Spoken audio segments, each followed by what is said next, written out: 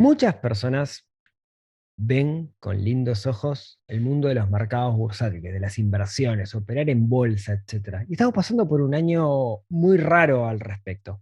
Hoy me acompaña en el podcast Andrés Huela para estar hablando de lo que está pasando y sobre todo para ver cómo podemos prepararnos para aprovechar estas oportunidades o no que se están dando en este mundo tan volátil en el que estamos viviendo. Un, dos, tres, cuatro.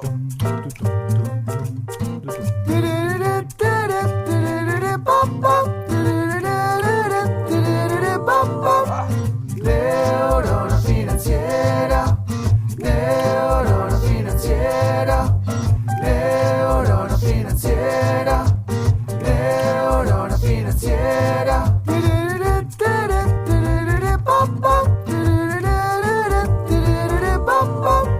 Neurona financiera.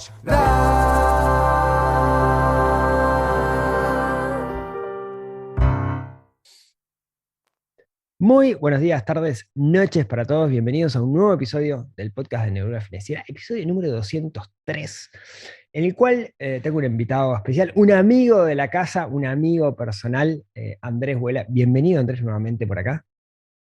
Bueno, muchísimas gracias por la invitación y por la introducción.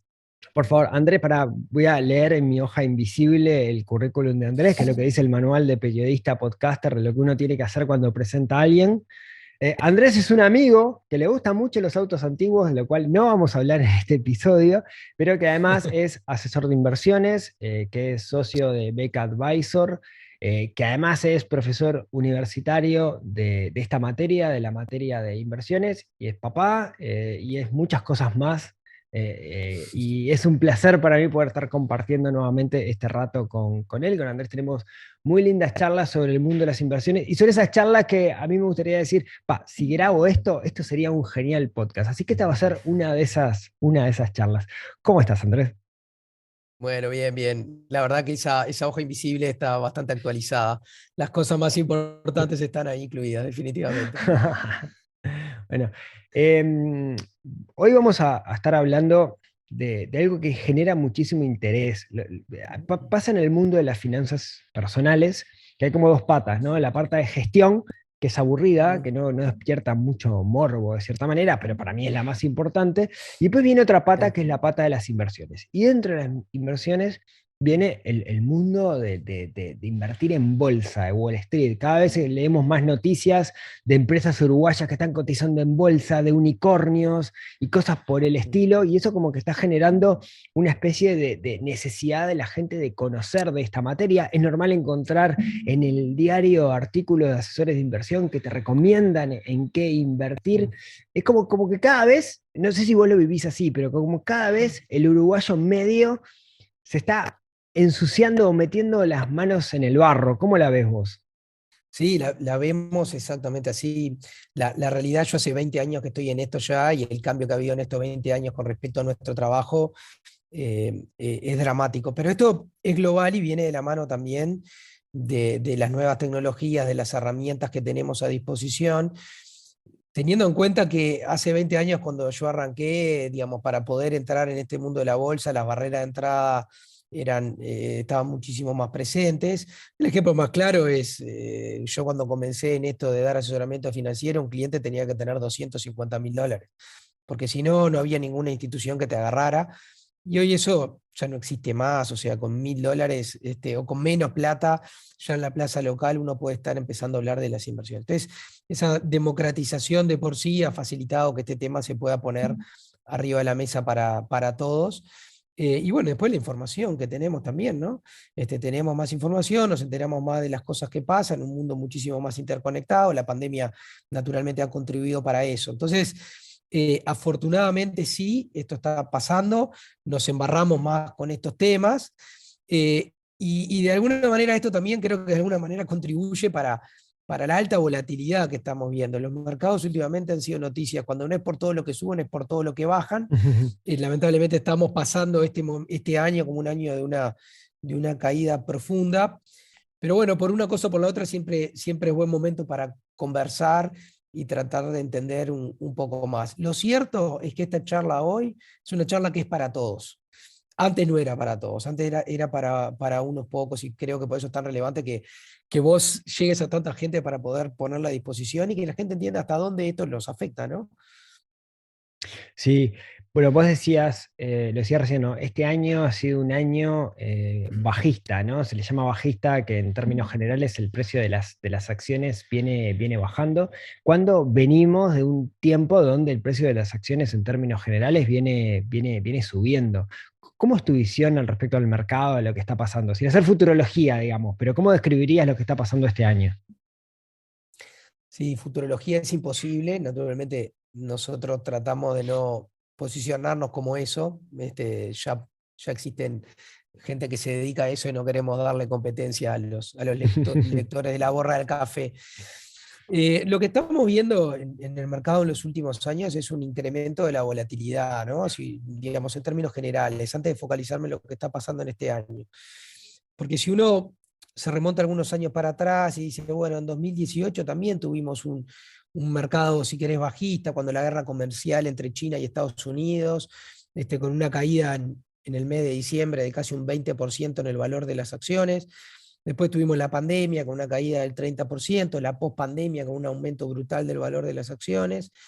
Y ahora 2022 y de nuevo estamos viendo una caída que se está acercando casi al 20%. O sea que lo que sí es claro es que hay un incremento en la volatilidad y yo creo que eso tiene que ver con esto que hablábamos antes de que hay más información y más jugadores.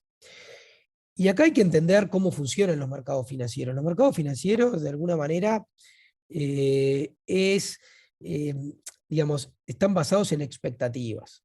Y las expectativas están basadas en información y en psicología. Y en la medida de que tenemos más información, que nos llega más información y que muchas veces es difícil depurarla, eso es lo que está generando más incertidumbre de la que se vivía en el pasado, ¿no? Yo siempre cuento una anécdota, mi abuelo, que es un gran referente en mi vida, trabajaba en la Coca-Cola, él ya no vive, y él me contaba que como empleado de la Coca-Cola, él recibía un sobre cada 3 meses y así se enteraba cuánto valían las acciones de la Coca-Cola.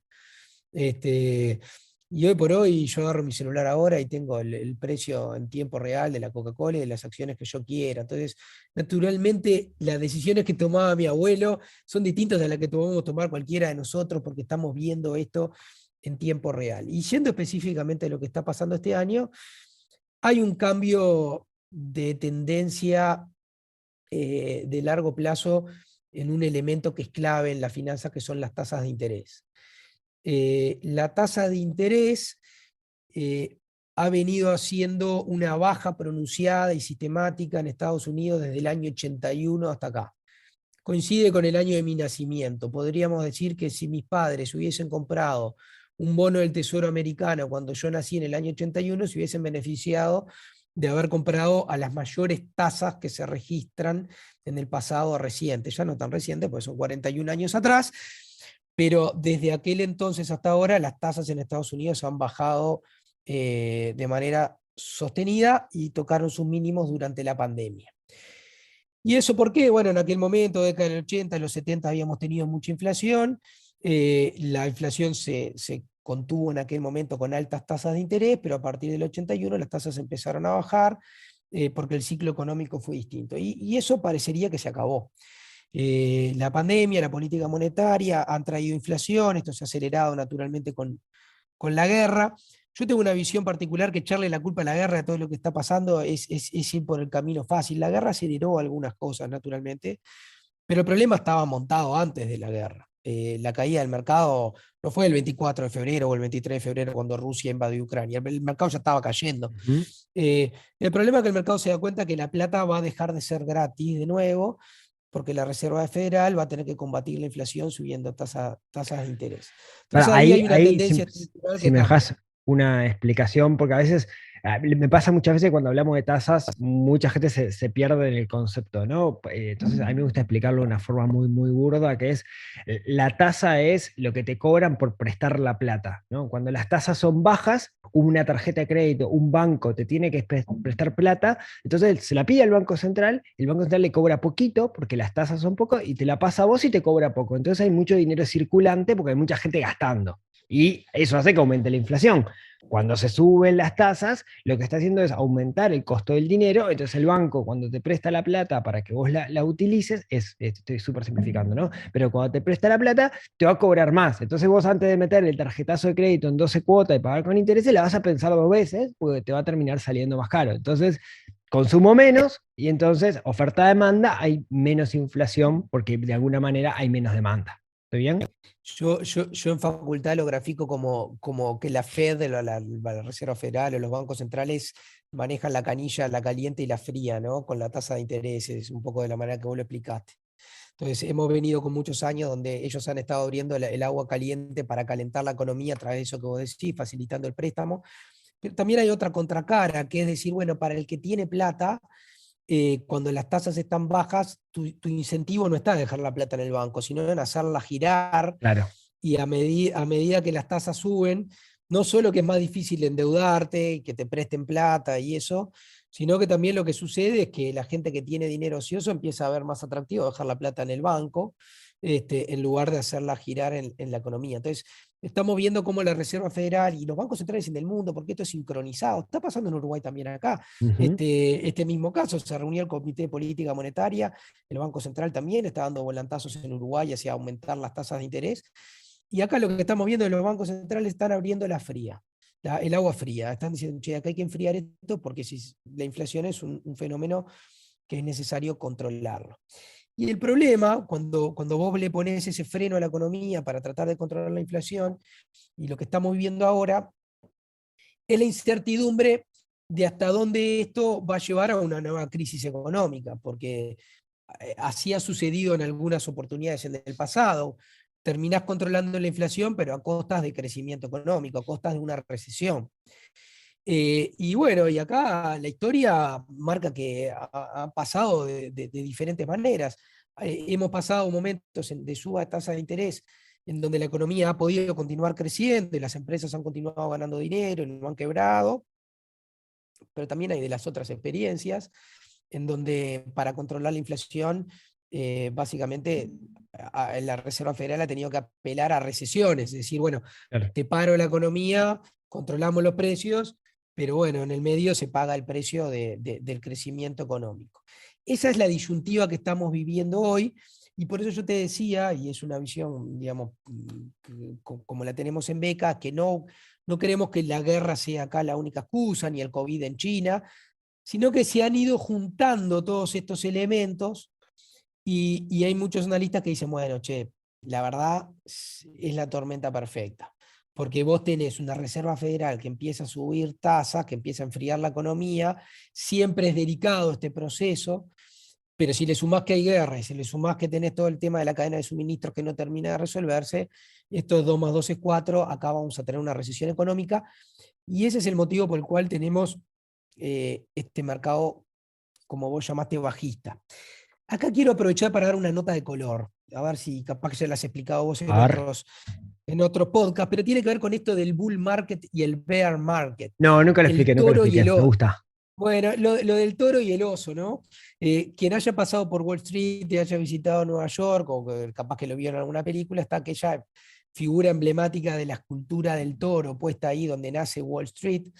Este, quienes hemos viajado a Nueva York no hemos perdido la oportunidad de ir y sacarnos la foto al lado del toro.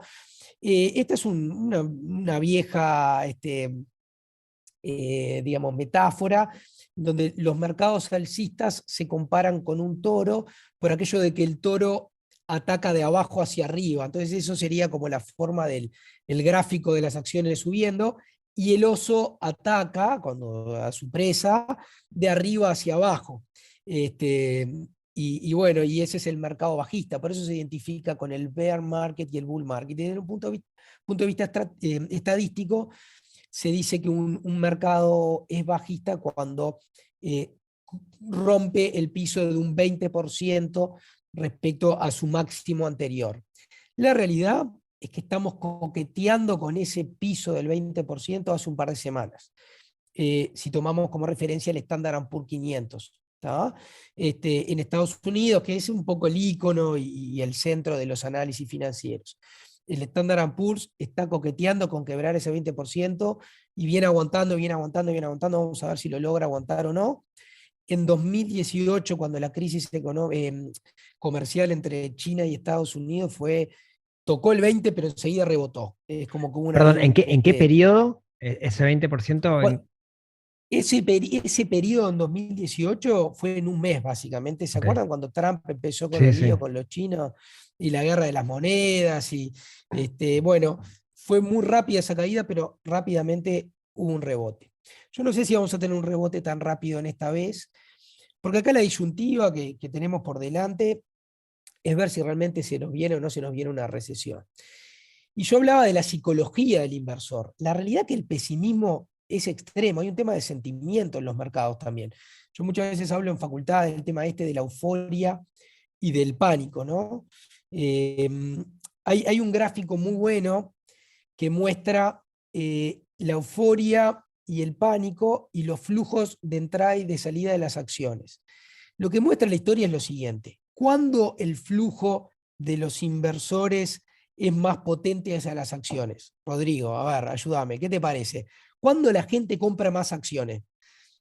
Cu- Vos que conocés ya de la No, dinámica esta, bueno, de la cuando hay psicología. optimismo, ¿no? Cuando vos ves el futuro y visualizás el futuro, como que es espejito de colores. Hay una, hay una empresa que estudió esto y te muestra el gráfico y te dice, los momentos en que más inversores compraron acciones en la historia fueron cuando las acciones estaban en los picos. Claro. La gente empieza a escuchar en el club, en el gimnasio, en el restaurante, en el ascensor: che, estoy ganando, estoy ganando, estoy ganando, y vamos todos para adentro. ¿Y cuándo es el momento de los outflows, como le llaman los americanos, la salida de acciones más fuertes? Cuando el mercado está cayendo, es el miedo, el pánico. Es lo que estamos viviendo ahora probablemente, porque yo me meto a leer los tweets, los blogs, y está la gente en esta etapa casi de capitulación, en donde la gente se está rindiendo y dice, ¿sabes qué? Me voy, vuelvo al real estate, vuelvo al plazo fijo, vuelvo a comprar ganado, esto ya fue, se acabó para mí. Y la verdad que la lógica de la inversión de largo plazo debería indicarnos que lo que tenemos que hacer es todo lo contrario. Pasa que nuestra mente está Claro. seteada de una manera en la cual ser contrario es muy difícil. Y esto no pasa en todo. Es como Mm. si hoy yo saliera vestido con una minifalda escocesa. O sea, no es lo que hace la gente. Igual, si lo haces, Entonces, sacate una selfie y después pásamela, por favor. ahí va.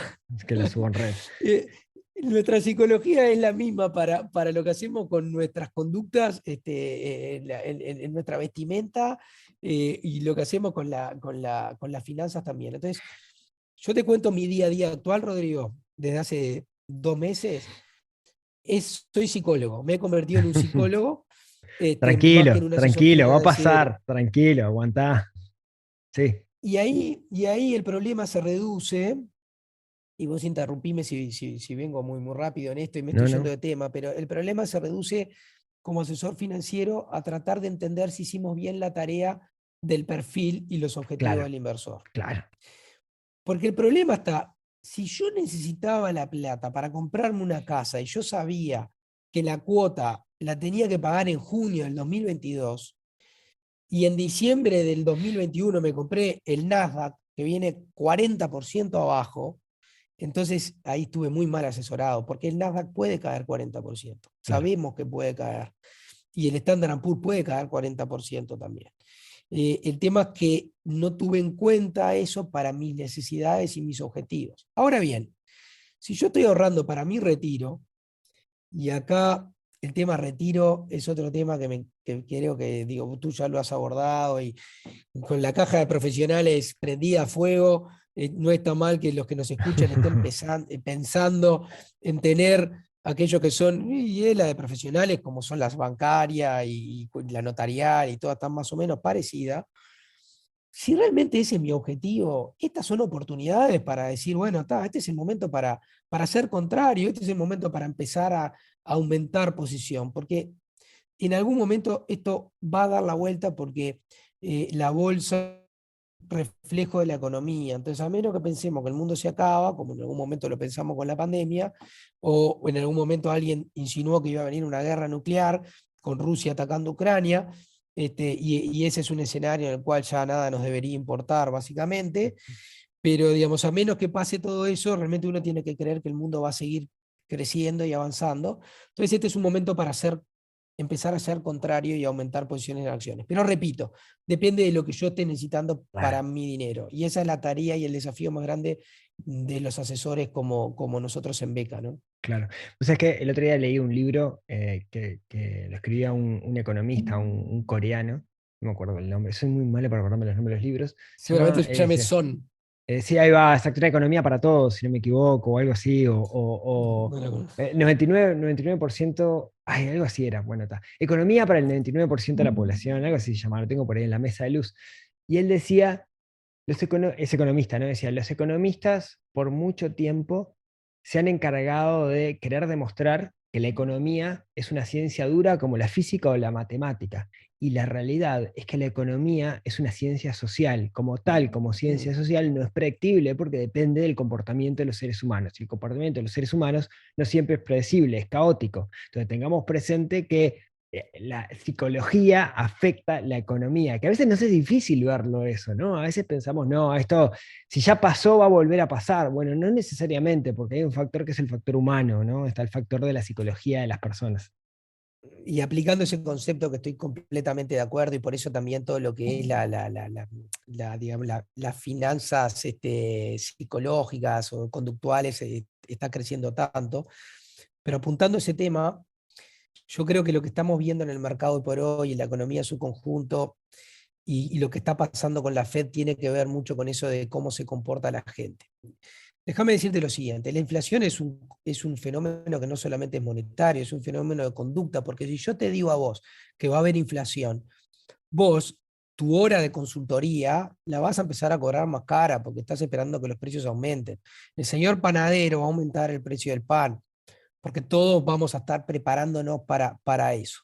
Entonces, yo lo que creo que está pasando también, la Reserva Federal, como el Banco Central del Uruguay, realmente tienen un objetivo bien claro que es cuidar la estabilidad de los precios y la inflación.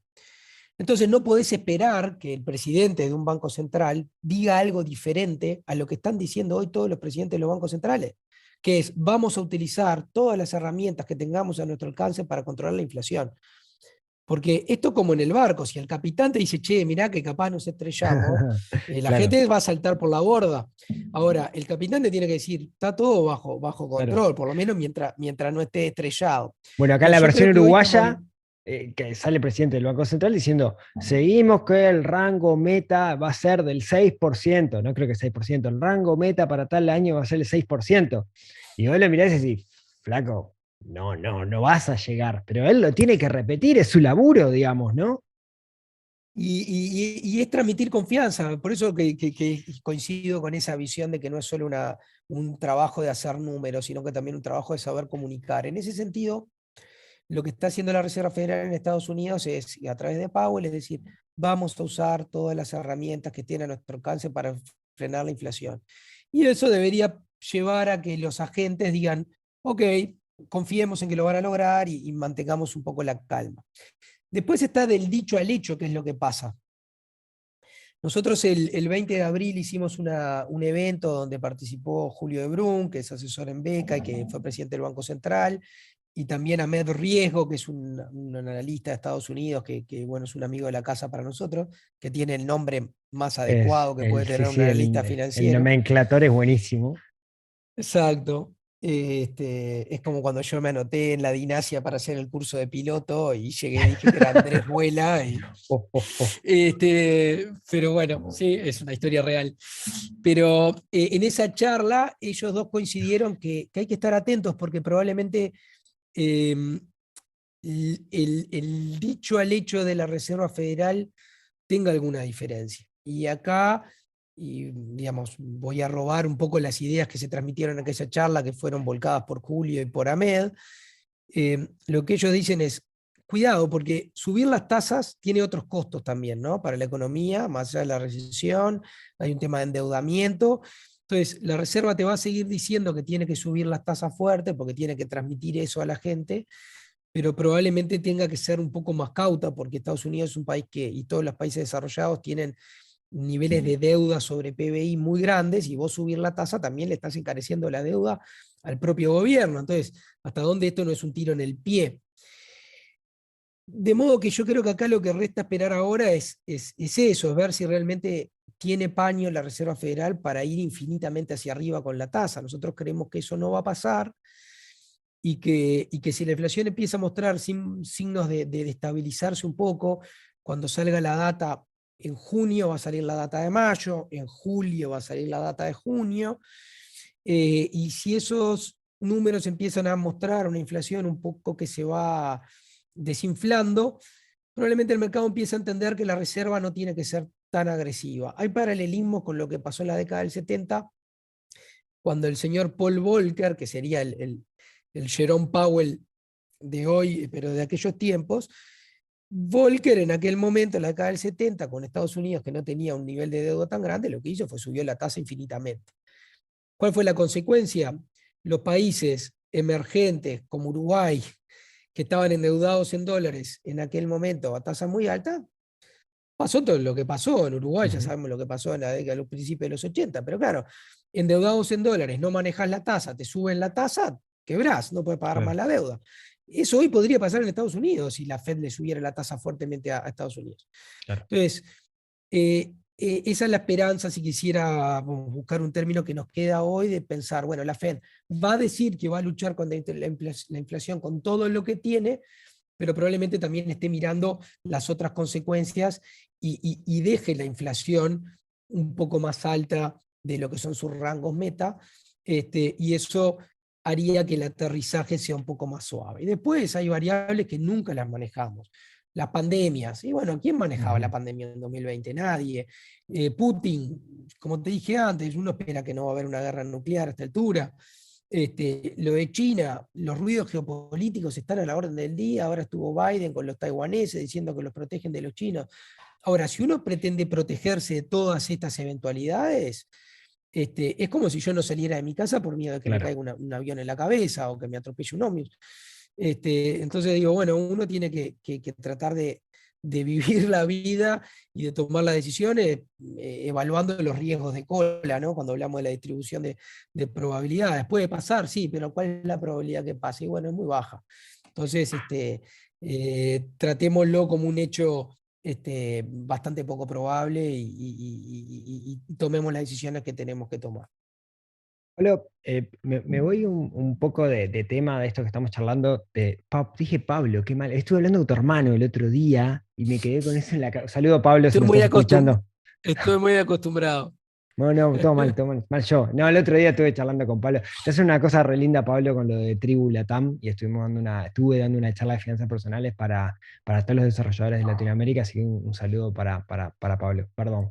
Y esta, Eh, y esta tarde vamos a estar también con Ahmed Riesgo de Insignia sí. dando otra charla Ah, mira qué también. bueno. Así que Che, a mí esto creo que lo que hablábamos al principio, cada vez más gente se está interesando por el mundo de las inversiones financieras. Como vos decías, estamos en un momento donde la inversión financiera viene mal, entonces mucha gente mira para la economía real, pero sin embargo capaz que es el mejor momento para entrar en la inversión financiera justamente por este mercado bajista, digamos, en el que estamos viviendo, porque la cosa viene bajando, es una linda oportunidad. Ahora, algo que suele pasar, te digo porque lo veo muy comúnmente, es que cuando la gente se quiere meter en este tema, lo primero que hace es, yo qué sé, voy a YouTube, voy a Google, y empiezo a ver contenido. Y la cantidad de contenido que hay es demencial, ¿no? Es enorme. Tenés además del que te dice, esto tenés que hacerlo así porque el blanco es el color más lindo del mundo, y viene otro y te dice, el blanco es horrible, te va a ir mal, tenés el negro, ¿no? Y estamos en un mundo de sobreinformación, donde el valor está en saber elegir qué es lo que nosotros tenemos que leer, ¿no? Y vos como asesor financiero eso lo ves. Y en ese sentido, eh, apelo, digamos, yo siempre soy bastante fan de la capacitación formal al respecto de los temas, ¿no? Y vos como docente universitario, que te enfrentás a esto, te enfrentás al loco que viene a estudiar contigo y te dice, no, pero yo leí en internet tal cosa, ¿cómo lo vivís? mirá, se dan dos cosas. Eso que vos decís es tal cual, sumado a que después que hiciste un search de una noticia financiera, ya en las redes te empiezan a aparecer todas las publicidades de opere Claro. Forex, opere esto, opere cripto, opere... Yo que estoy todo el día leyendo cosas de estas, me salta todo, o sea, dentro de las redes, y se me mezclan los anuncios de autos con los de plataformas para tradear y ganar millones en 2 minutos. Se suma a eso que vivimos un mercado bastante atípico durante 2020 y 2021, donde prácticamente todo subió. Entonces yo me estoy enfrentando con dos situaciones en facultad. Uno es eso, que la gente lee información que a veces es un poco light y piensa que sabe mucho, y lo otro es que realmente fue difícil perder plata durante 2020 y 2021. Entonces yo lo que empiezo a notar en el mercado es que hasta este año había mucha gente nueva que se estaba acercando al mercado como algo que era soplar y hacer botella. Claro. Entonces estoy empezando a ver los primeros corazones rotos del mercado financiero ahora en 2022, de gente que no entiende qué es lo que está pasando. Yo no soy experto en el mundo cripto, pero quizá que en el mundo cripto esté pasando algo parecido también. Ahí quizás mi opinión sea un poco subjetiva, pero digo, naturalmente que yo también tengo que estar del lado de la capacitación formal porque es muy difícil generalizar en YouTube. Hay cosas buenas, hay cosas malas. Hay gente como vos que tiene podcasts que son muy serios, pero después hay otras cosas que no son más que publicidades encubiertas para plataformas que lo único que terminan haciendo es llevando agua para su molino para abrirte cuentas. Entonces yo creo que acá, por eso soy tan insistente en esto del perfil del inversor. Los productos financieros hoy están a la disposición de todos. Nadie tiene el producto financiero estrella. Eso es otra cosa que se acabó. Los productos hoy por hoy están universalizados, los ETFs han traído una gran facilidad, democratización. Las plataformas hoy permiten abrir cuentas fácilmente.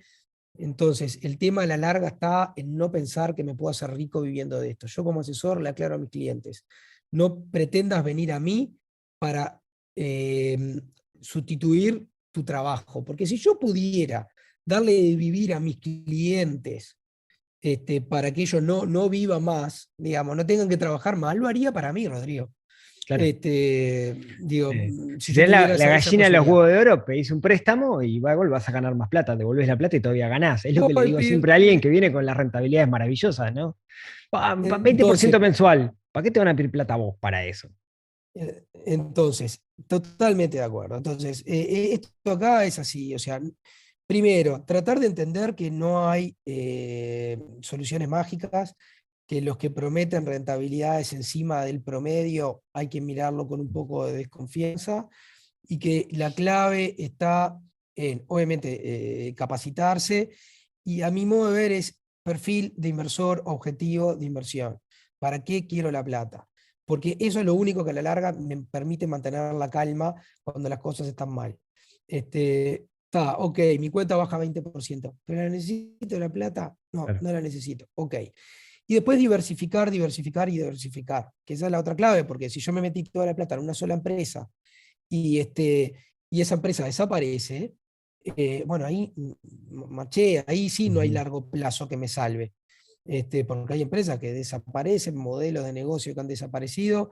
Entonces, el tema es que para llegar a eso tengo que estar bien informado, bien asesorado, y bueno, y ahí yo sigo creyendo en los sistemas formales de educación, te reitero, creo que hay probablemente hay buenos cursos y buenas podcasts y buenos youtubers y buenos consejeros, pero también están de los otros. Y en definitiva, el que quiera tomar esto seriamente, los canales formales son los que de alguna manera uno debería elegir. Ahí debo decir también que creo que el Banco Central ha hecho un buen trabajo en Uruguay, dejando bien claro las distintas formas jurídicas que habilita, ¿no?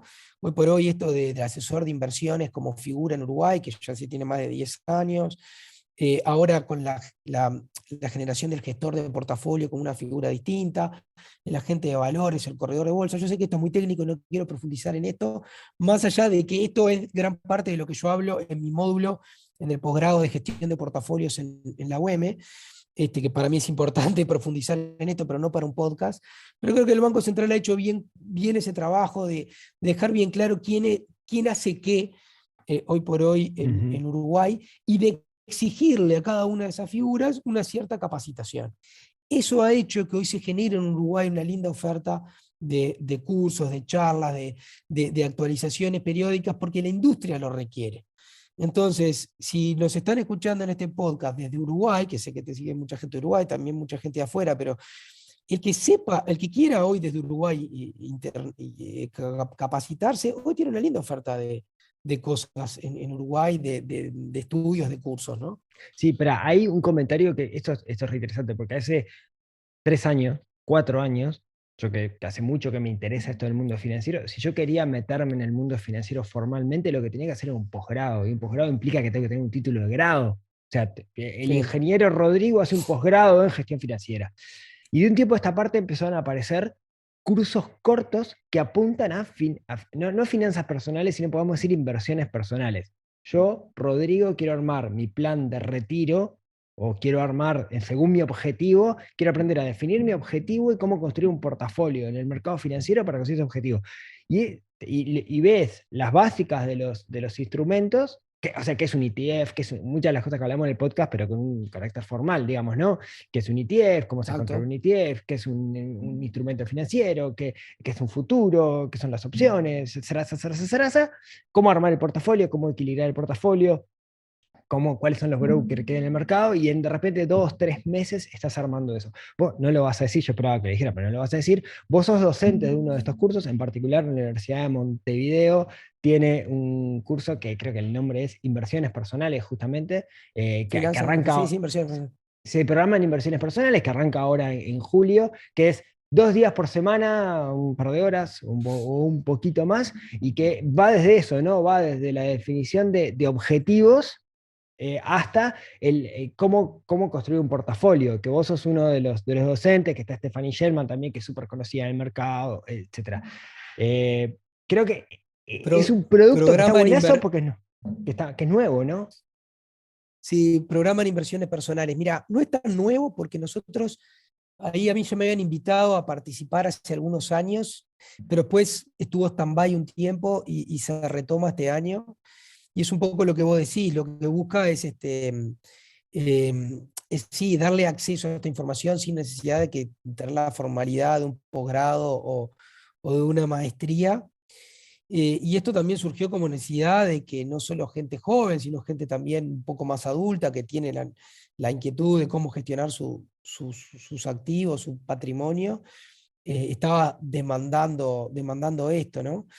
Entonces sí, yo soy muy hincha de este tipo de acciones. Además, créeme que como asesor de inversiones, nosotros en Beca, que siempre dimos charlitas y cursos, siempre creemos que no hay nada mejor que tu cliente esté formado. O sea, para los que trabajamos en esto, es muy buena cosa tener una contraparte que no solo haga confianza ciega en lo que vos le decís, sino que además Claro. entienda lo que está pasando y tenga la capacidad de discernir y de tomar las decisiones con tu consejo, pero que en definitiva también que pueda ser capaz de tomar las decisiones por sí mismo. Entonces sí, la idea de este programa de inversiones personales es esa, es aprender a planificar, entender cómo funciona el sistema financiero y esto que yo decía, entender con quién estoy tratando, ¿viste? Porque no es lo mismo si estoy con un asesor de inversiones, que si estoy con un corredor de bolsa, si tengo una cuenta en Uruguay, si tengo una cuenta afuera, los impactos fiscales, y entender un poco también de qué va esto, de si la Reserva Federal habla, por qué si estornuda un chino cae la bolsa en Estados Unidos. Entonces va un poco por ahí. Y yo, volviendo a lo que vos decías antes, eh, eso a la larga también te ayuda, cuando vos tenés esa base, a después filtrar las cosas que uno encuentra en redes, en YouTube y en todos lados, a Claro. decir, bueno, esto le doy bola a esto o no le doy bola a esto, porque si no realmente uno se enloquece. Yo sigo algunas cuentas contrarians, ¿tá? Con las cuales me divierto mucho, porque son tipos que están siempre pesimistas, siempre pesimistas. Y bueno, yo digo, si mis clientes miraran este Twitter todos los días, no me quedaría sin clientes. Claro, son tipos que una vez cada 5 años tienen razón, ¿viste? Porque digo, en algún momento la bolsa cae, pero bueno, no podés estar leyendo todo el tiempo todo eso si Claro. no tenés una base para entender que eso también no deja de ser un juego, ¿no? Los fundamentos, digamos, ¿no? Los fundamentos Claro. que son re importantes y que, claro, alguien que está todo el día en ese tema los tiene como súper claros. Si hay, yo igual después dejo en las notas del programa, ahí en neuronafinanciera.com/203, que es el número del episodio, dejo información sobre este curso de inversiones personales, porque me parece que quien quiera meterse en el mercado financiero, quien quiera entender cómo operar, etcétera, es una excelente oportunidad de conocer de primera mano y también de jugar con gente que es referente en el mercado. Yo qué sé, estás vos, hay un montón de gente que es muy conocida. Sí, no entraría yo creo en la calidad de muy conocido, pero no, y te quiero decir otra cosa, ¿sabes qué? Qué modesto.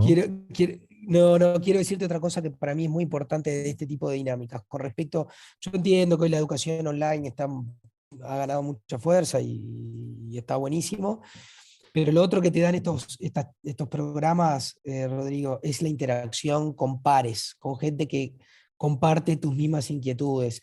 Lo que yo he visto de estos cursos cuando los hicimos es esa identificación que hay entre los participantes, las charlas, el intercambio de ideas, eh, que eso también termina generando una linda retroalimentación para el que hace el curso. Entonces, me parece que por ese lado está buenísimo que vos dejes acá en el podcast la información sin pretender extenderme mucho en esto, pero sí me parece que es una de las buenas propuestas que está hoy en el mercado. Sí, yo tengo entendido para igual que este curso, por lo que charlé con la gente del OM, tiene las dos modalidades, ¿no? Si bien es presencial, al mismo tiempo también tiene la Sí, sí, modalidad sí. online, porque una de las cosas que tiene que también que hoy la descentralización ha hecho que muchos nos vayamos de Montevideo y esto permite a los que estamos afuera también, afuera de Montevideo, poder acceder. Sí, sí, eso ya vino para quedarse y creo que va a ser así para siempre y te repito que me parece que está buenísimo. Mm. Para nosotros los que ejercemos la docencia ha sido un desafío. Yo te confieso que los primeros tiempos fueron caóticos, pero bueno, ya nos vamos acostumbrando. Yo me refería más que nada no a ese tipo de interacción virtual, sino Sí, a sí, a la la física, alternativa de digamos. hacer... No, pero yo te decía, vos podés encontrar un cursito en YouTube y hacerlo vos por las tuyas sin interactuar con nadie. Esto por más que Te sea entendí, virtual, te por más entendí. que sea virtual, vas a estar al mismo tiempo en la misma sesión con otra gente y bueno, y se generan grupos de WhatsApp y Sí, se va generando la interacción que está muy buena. Entonces digo, bueno, a eso me refería. entendí, entendí. Eh, tuvimos un año, un, un caso que fue un grupo de amigos vinculados a través del golf, ¿tá? Ellos jugaban al golf juntos y naturalmente empezaron a hablar del tema de sus inversiones. Y se presentaron a la UM juntos y dijeron, queremos aprender de esto porque estamos todos en la misma. Y te confieso que fue interesante y entretenido tener ese grupo de amigos cursando el curso juntos. Este, y quedó para la anécdota en aquel momento, porque además eran bastante bochincheros y simpáticos. Pero es bastante variopinto, pero todos a la larga tienen la misma necesidad de entender un poco más cómo funciona esto. Sí, los fundamentos Y básicos, bueno, ¿no? también se da esa mezcla de generaciones, de gente que de repente está arrancando con respecto a alguien que ya tiene el patrimonio armado y lo que quiere saber es cómo lo cuida. Así que recomiendo, obviamente soy subjetivo, soy parte de eso, pero me parece que la gente se va contenta y las evaluaciones siempre son muy positivas. Sí, yo le tengo mucho respeto en ese sentido a la cantidad de tiempo y dinero que podés ahorrar cuando apelás a este tipo de instituciones, sea la Universidad de Montevideo, o creo que la Católica también tiene cursos similares, que tienen un programa armado y de alguna manera a la larga te dan lo que necesitas. Y capaz que sí, puedes encontrar todo eso en YouTube, pero tenés que sacar el ruido, ¿no? Y a veces no puedes discernir, digamos, lo que es ruido de lo que no, y en ese sentido terminas ahorrando. Es bastante inteligente hacerlo. Andrés, creo que estuvimos charlando como una hora, me parece. Se nos fue la mano. Tanto, Sí, Bueno, cuando uno se perdón, divierte pasa volando. perdón. No, estuvo muy Y eso que no divertido. hablamos de autos. Y eso que no hablamos de autos, es verdad. Eso que no hablamos de todas esas cosas que siempre charlamos. Bueno, muchísimas gracias por acompañarme el día de hoy. Estamos en un día muy lluvioso mientras estamos grabando esto, así que no hay mejor cosa que Así poder es. estar charlando calentitos, en mi caso al lado de estufa de leña y con un perro que me está mordiendo porque quiere jugar y no entiende que está lloviendo. Pero muchísimas gracias por acompañarme. No, gracias a vos y bueno, espero que haya sido de utilidad y siempre a las órdenes. No, seguro que sí, yo siempre me divierto mucho. Bueno, muchas gracias a todos por acompañarme hasta acá y como siempre, si tienen ganas, nos vemos, nos hablamos, nos escuchamos el próximo miércoles en otro episodio que ayude a desarrollar esa neurona financiera que tenemos un poquito dormida y que tenemos que despertar. Chau, chau.